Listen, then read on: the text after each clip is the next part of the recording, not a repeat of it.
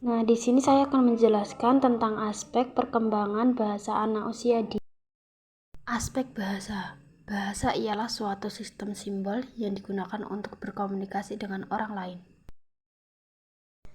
Nah, di sini ada 5 fungsi bahasa. Yang pertama itu menjelaskan keinginan dan kebutuhan individu. Bahasa memungkinkan seseorang untuk berkomunikasikan apa yang mereka inginkan atau butuhkan, baik dalam bentuk permintaan, pertanyaan, atau pernyataan. Fungsi bahasa yang kedua adalah bahasa dapat mengubah dan mengontrol perilaku. Melalui bahasa, seseorang dapat memberikan instruksi, nasihat, atau perintah yang dapat mempengaruhi dan mengarahkan tindakan orang lain. Fungsi bahasa yang ketiga adalah bahasa membantu perkembangan kognitif. Bahasa memainkan peran penting dalam perkembangan kognitif, membantu proses berpikir, pemecahan masalah, dan belajar. Fungsi bahasa yang keempat adalah bahasa membantu mempererat interaksi dengan orang lain.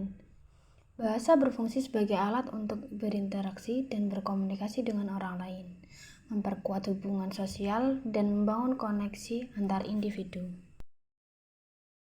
Fungsi bahasa yang kelima adalah bahasa mengekspresikan keunikan individu. Bahasa memungkinkan individu untuk mengekspresikan identitas, perasaan, pikiran, dan ide-ide mereka, menunjukkan keunikan dan karakter pribadi. Tahap perkembangan bahasa. Tahap pertama, pralinguistik, yaitu antara 0 sampai 1 tahun.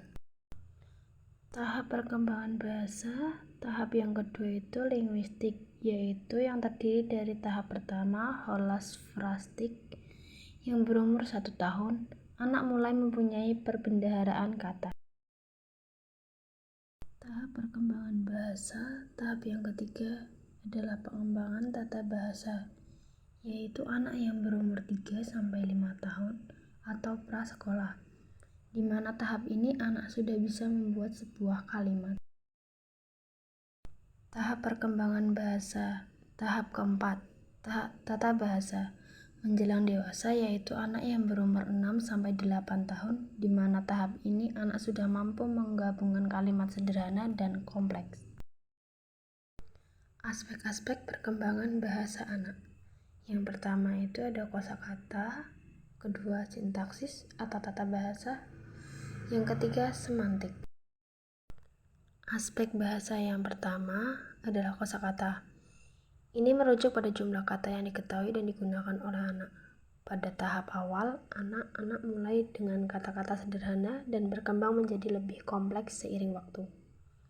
Perkembangan kosakata dipengaruhi oleh interaksi dengan orang tua, pengasuh, dan lingkungan sekitar. Aspek bahasa yang kedua adalah sintaksis atau tata bahasa. Sintaksis merujuk pada aturan dan struktur dalam menyusun kalimat. Anak-anak belajar bagaimana menggabungkan kata-kata menjadi frasa dan kalimat yang benar secara tata bahasa.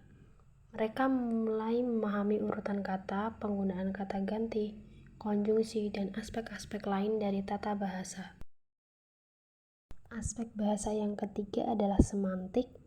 Aspek ini berkaitan dengan pemahaman dan penggunaan makna kata-kata dan kalimat. Anak-anak belajar untuk menghubungkan kata dengan konsep dan objek di dunia nyata. Mereka juga mulai memahami makna ganda, sinonim, antonim, dan hubungan antara kata-kata. Kemampuan anak untuk berbicara dapat dikelompokkan menjadi 2 kategori. Yang pertama, bahasa komunikatif. Yang kedua adalah bahasa non-komunikatif. Aspek bahasa yang pertama adalah kosakata. Ini merujuk pada jumlah kata yang diketahui dan digunakan oleh anak. Pada tahap awal, anak-anak mulai dengan kata-kata sederhana dan berkembang menjadi lebih kompleks seiring waktu. Perkembangan kosakata dipengaruhi oleh interaksi dengan orang tua, pengasuh, dan lingkungan sekitar. Bahasa non-komunikatif adalah bahasa yang bukan berupa bahasa percakapan, Bahasa ini tidak ditunjukkan kepada pendengar. Bicara merupakan salah satu alat komunikasi yang paling efektif. Semenjak anak masih bayi, seringkali menyadari bahwa dengan menggunakan bahasa tubuh dapat terpengaruhi kebutuhannya. Namun hal tersebut kurang mengerti apa yang dimaksud oleh anak. Oleh karena itu, baik bayi maupun anak kecil selalu berusaha agar orang lain dimengerti maksudnya. Hal ini yang mendorong orang untuk belajar berbicara dan membuktikan bahwa berbicara merupakan alat komunikasi yang paling efektif dibandingkan dengan bentuk-bentuk komunikasi yang lain yang dipakai anak sebelum pandai berbicara.